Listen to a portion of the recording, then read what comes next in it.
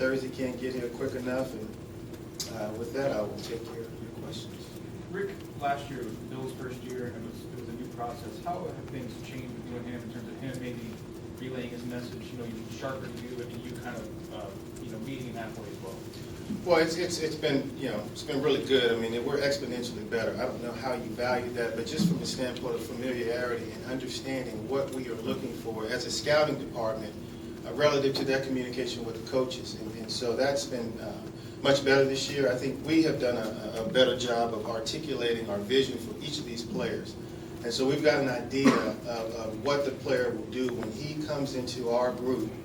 We've really identified those roles that the player will come in and fill. And I think from that perspective, just the communication has been, so much better than last year. And so it's been great to work with Bill. Bill's an excellent partner. I've really enjoyed working with him over the year. And we are into the last real phase of any part of the year where it's his first time. So we've in effect been through everything together now. That you typically in a calendar year will experience. And so it's really good to be in this process with a year of experience with him, and I think we're better for it. Have you made a decision on picking up merciless options? You know what, John, we're having those conversations, and we're still contemplating that. What I will tell you about Whitney is this. Whitney is very similarly to two players that you saw us address in free agency, whether we were talking about the first rounder with Kareem or a seventh rounder with Derek Newton. These are young players that we feel like are still on the rise, that are getting better, that have a role on our football team, that are good teammates, that work hard, that we see their level of play continuing to ascend. Whitney falls in that category, and so he is a guy that we would absolutely love to continue to have here, and that is something that's our intention. And so whether or not we pick that up really is not as important as the fact that we want him around for a long time. Rick, how do you guys value DJ Swearinger as a starting safety for you guys, and are you trying to trade him right now? No, I understand there's a report out there, but here's the deal. First of all, I will. We make it a practice not to discuss negotiations publicly, whether that's with an agent and a player or with another team with respect to trade opportunities. Those kind of conversations are happening all at this time of year, and there's a lot of information and misinformation out there. A lot of conversations that can be construed or interpreted a certain way. What I will tell you about DJ is he's a really good football player for us. He did a nice job last year in a role, in our third down packages, and was really, really productive for us. And we expect that he will do that again. I think DJ's abilities, are even such that he can play a little bit more even in the back end on some of the first and second down stuff. So he really found himself a niche last year in some of our sub packages, but I think he's also capable of doing some other things for us as well. What do you think about this year's wide receiver class, and do you think it has a possibility of doing as well as those guys did last year? Well, I know it's a lot of the talk. It's a good class, John. And there's several receivers in there, all different kinds. There's whatever your flavor is. I think you can pretty much find it in this draft. Whether you're talking about the big, tall, long guys that can run, or the shorter, smaller, quick guys, or the slot guys, or so there's a lot of different types of receivers in this draft class that are good and productive. And whether or not how they compare to last year's group, we'll see once they get into this league. But it's a good group of players. Rick, if you're in the first round, there's a couple of guys that you identified that you like to go up there. How difficult is it as part of the process of making the call when the time comes? If there's two guys that you really like. Well, yeah. I mean, first of all, anytime you're on the clock and you have multiple players that you like, it's a good situation to be in, because it allows you the opportunity and affords you the opportunity to maybe move back if you've got multiple players up there. You can contemplate moving. But really, Mark, at that point, if you've got equal players at a value that you find yourself, then you look at your roster. Then at that point, it's like we've talked about a lot of times when you talk about not drafting for need, but if you've got positions on your roster that you are either light at or that it's a position of need, you've got two equal players, and one of them fills that need, then obviously that's a player that you would typically go with, unless there are intangible things about one of the guys. Sometimes you just have convictions on players, and so if you've got a conviction on a certain player, and even if he's not a position of need, and you're sitting there and you've got equal value on the guy, but you've got a real conviction about a certain player versus the other player, then you'll go with your conviction. current climate in the NFL for players off the field issues, does that, when something happens like Shane Ray, does that cause you to go back and look more thorough, or do you already know what you need to do? Well, in most cases, you know, your opinion about these men are not going to change in the next couple days. However, you are always, until the draft starts, still assessing information and gathering information. And so, when incidents like what's happened over the last couple of days with that young man occur, I don't know that they dramatically change your opinion about him, but it's certainly another piece of information that needs to be and should be considered. You talked about meeting with the medical staff this morning, and I know it's kind of unusual that in most medical situations, patients were encouraged to say things, and players are in a situation where they may not want to be as forthcoming about their injury history and background. What level of comfort do you have going into the draft that you like the information that you have on the medicals, and how much risk are you willing to take on individual players? Does it depend on the type of player or the type of injury, or what is your thinking in that? Well, first of all, I've got as much confidence, a degree of confidence that I can potentially have in our medical staff. It starts with Jeff Kaplan, our head athletic trainer, our director of sports medicine, and Walt Lowe, our head doctor. Dr. Muntz is outstanding and internist. So I think that the information that we get, whether it's a player who attended the combine and has gone through that process, or players that we bring here in town that necessarily don't go to the combine, and then we have our physicals here, I have a high degree of confidence that we're getting good information and that it's thorough, and that we have an idea of what these players' medical conditions are. So I feel great about that. And I do think that a part of the process, these players understand how important that is, and there's enough opportunities for us to evaluate and get the information that we need with respect to their medical histories that do give us that confidence. How do you personally feel about two guys, Seta Bowie and Todd Gurley, both coming off of ACL injuries? You guys have had issues with guys with knees, Brendan Williams and then Jadeveon. We know what happened there. Does that make you more nervous about guys like that, or do you feel like the way that rehab's working now, that you're not as worried about ACL injuries, certainly with the tackle, but with the running back as well? Well, I mean, I don't at this point like to talk too much about individual players, Lance, you know that, but from the standpoint of just generally speaking, ACL surgeries are pretty routine, these days, and so certainly there are examples of guys who have come back and played at high levels. A lot of times, one of the things that goes into the evaluation process is a lot of times, just depending on where a guy is in his rehab process, guys don't get back from ACLs for another, for a year and plus. So you may not see the same caliber player a year out from the surgery, but then 2 years out from the surgery, he may be back to, or even better than he was before. There are instances where guys come back and they're playing at high levels that first year. So it varies. It varies from case to case.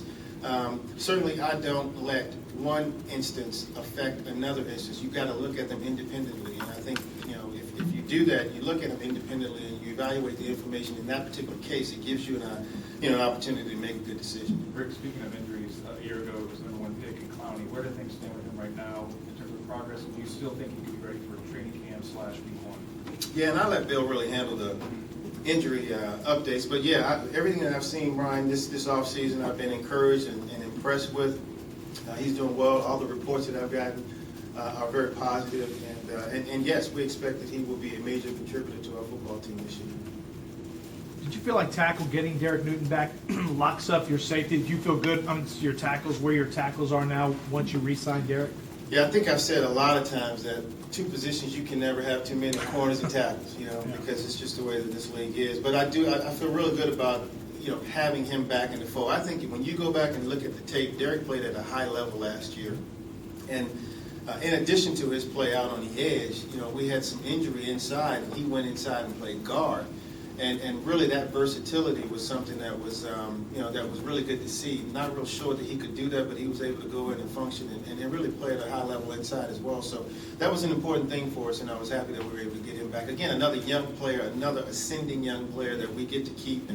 And that's what this weekend's about. This weekend is about identifying players in this draft that we think have a role and we've got a vision for them, and understanding that that's the way that we will build this roster and build a championship team is by having success, Thursday, Friday, and Saturday, and then those guys becoming the players that we think that they can become, and then you keep those guys around, and that gives you a chance to have some depth on your roster as well as success. Rick, you mentioned tackles. Cameron Irvin, do you think he's a better tackle or center, and how much does that versatility help him? I'm going to flip you back to my answer to that with respect to individual players. Specifically, yeah. But what I would say is he's a versatile player, John. Very versatile, and has played maybe all 5 spots on the offensive line. So I've been very impressed with your draft coverage too, Lance. I appreciate it. You've been doing a good job. So, but I do think he's one of the, we talked last year, John, if you remember, one of the things that we talked and emphasized a lot last year was versatility throughout the roster.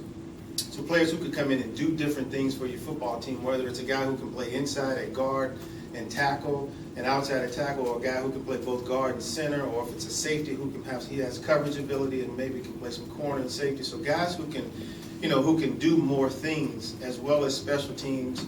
Those guys are the guys that we're looking for. Guys that are intelligent, that work hard, that are versatile. Those are the kind of players that we're looking for. Now, when you look at versatility, sometimes there's a concern that, you're a jack of all trades, you're a master of none. Specifically with special teams, are you going away for having specialists in terms of the return game, or are you looking for somebody that can contribute at returns and do other things for the team? Well, I think that question is really specific to specialist. Okay, so maybe maybe there's a spot on your team for a returner if a guy is dynamic enough to hold a roster spot if he is just a return guy. I think generally speaking, what I'm talking about are guys that are good football players at their position who can do multiple things for your football team. So, the ideal scenario, for example, is maybe the corner who can also return punts, or the wide receiver who can return punts, or the running back who can return kickoffs as well. In terms of in the return game. So, but if a guy's dynamic enough, and we think that he can change the field position, then we certainly have done that in the past, and we will carry return guys. But really, you're just looking for versatility throughout the football team. Rick, everyone always talks about talent over need, but you have Hoyer, Mallett, and then Tom Savage, who's up last year in the 4th round. Does that preclude you from taking a quarterback in rounds 1, 2, 3? No, it doesn't preclude us from doing anything. No, not at all. It's a quarterback league. I think our quarterback position, as we stand today, is better than it was a year ago. I do think that the addition of Brian was another important free agent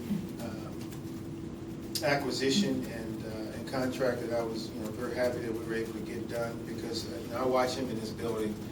Just the competitive environment in the quarterback room, it's going to be fun to watch. And so both those guys are, when you talk about Ryan and you talk about Brian, they are competing every day. I think that it's an important year, for Tom, as much as it's an important year for any of these guys. I talk a lot about the jump from year 1 to year 2 has to be exponential, and I've expressed that, from time to time, because it's important. They understand the rhythm of the season. They understand how different pro football is from college football. They understand the demands. They have hopefully stabilized their life structures and have all of those things in place. And some of the distractions that occur and happen to them as rookies, those things are alleviated. And so it's at this point that all those first to second year players ought to be so much better, and we expect that they make that jump. So, we're looking for that from Tom as well. However, that does not preclude us from taking a quarterback. Rick, you talk about taking the best player available and building through the draft. When you're considering best player available, do you look at depth at that position and guys that you could get later in the draft, like 2nd, 3rd round? Well, no. I mean, if you're talking, I think you're talking two different things. If you're talking about the best player available, it's independent of your depth chart. If we're in an ideal scenario that Mark painted a little bit earlier, and you're sitting there and you've got multiple players, let's just make it even better than what he described. You've got multiple players at a certain value in a round. And it's at that point then you can look at the depth of the draft, you can look at the depth of your football team, make good decisions that way. And a lot of that is anticipation. And, that's some of the things that we're doing now at this point, is just trying to figure out, I've come out of the bunker now and kind of peeking my head up a little bit and trying to figure out what are other people thinking about this draft class so that you can anticipate and make some of those decisions the right way, where you give yourself a chance to maybe get multiple players. Well, does picking at 16 give you that flexibility to be able to kind of? Yeah, I like 16. There's going to be a good player or two or three there for us to take. So it will potentially give us an opportunity to move back, I think, because I like our board. We probably have maybe, on average, we've got maybe a couple more players than typical that are rated in the first round. We never have 32 guys that are rated as first round picks. We may have a few more guys this year rated as first rounders. And so what I've discovered over the study over these last few days, as I've kind of really started to look at the board in its entirety, is that it is a good spot. 16 is a good spot, and it may give us an opportunity to make some moves. Rich, guys. significance of adding a running back at some point during the 3 days? Yeah. I mean, obviously, this is another. John asked about the wide receiver group. I think the running back group. There's some good running backs in this draft as well. So, again, it's one of the things that I've enjoyed about this process is we have a vision for the various roles and positions on our football team, and so there are different types of running backs. Okay, so they're just like I described the different flavors of the wideouts in this draft. There are different types of runners. There's 3-down guys. There's 3rd-down guys. There's 1st and 2nd-down guys. Big power type guys, and so we like them. There's, throughout the balance of the draft, there's good running backs. Rick, in your pre-draft visits, what are some of the things that, you don't have to get specific, but things that you look for and want to talk to about the prospects and what that whole process is for you? Yeah, it's either one or two things. It's either a guy that did not attend the combine, and so you need to get a medical on him. You need to sit down and visit with him personally to get a feel for who he is as a man.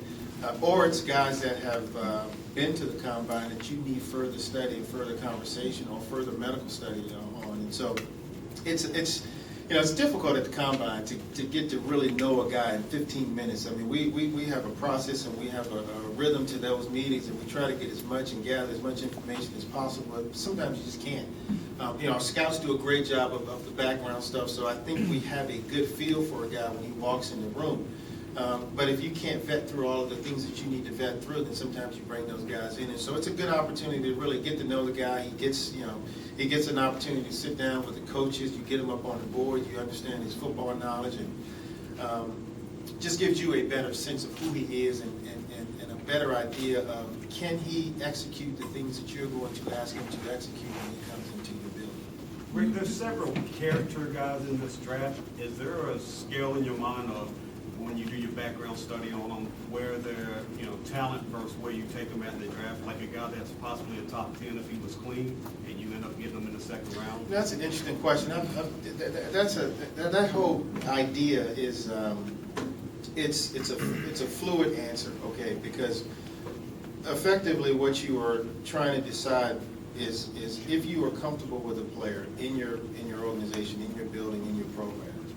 And if you make the determination if he's not the kind of guy that fits into your group, then it doesn't matter where you take him. If he doesn't fit as a 1, he wouldn't fit as a 7. There are some situations where there's a risk-reward conversation that's had where it's maybe too much of a risk early, but then it's not so much a risk later. So there are 2 different things that you're describing. One is a guy that you say, hey, we don't think that this guy fits our group, and we don't, we're not going to add him to our group, and that's a no. There's another risk-reward conversation that you have, and maybe we would take the chance on the guy here, but we wouldn't here. So those are the kind of conversations that are there. Greg, you always Last one, guys. sign a veteran or two before camp. Could you talk about the philosophy of turning JJ's roster into signing bonus and having that extra money flexibility? Well, when we wrote the contract, John, that was something that was always, we were always going to do that when we wrote the contract originally. So that wasn't something that we did in an effort to create more room. In effect, it did that, but it was designed to do that from the time that we did it in the first place. So just as it relates to adding, free, we will always continue to augment this roster and make it better. If there's an opportunity for us to, whether it's via trade, whether it is to add a street free agent, whether it's to add an unrestricted free agent that's still out there, we will always look for ways and opportunities to increase the talent on the roster. So, you know, the first opportunity post-draft is obviously the college free agents process, and we just had a meeting in organizing that process. That's an important process because, you know, it could be a little bit chaotic at times because there's you know, everybody's in the marketplace at the same time and everybody's competing for the same group of players. And so, you know, you've got to be organized that way. So we're working through that and developing that plan. And then after that, you know, we've got a rookie mini camp and we've got, you know, our OTAs, and we'll keep, you know, evaluating the roster and the guys that we bring in, and if there are chances for us to go out and improve and get better players, and we'll do it. Thank you, Rick. Thanks. Thank you.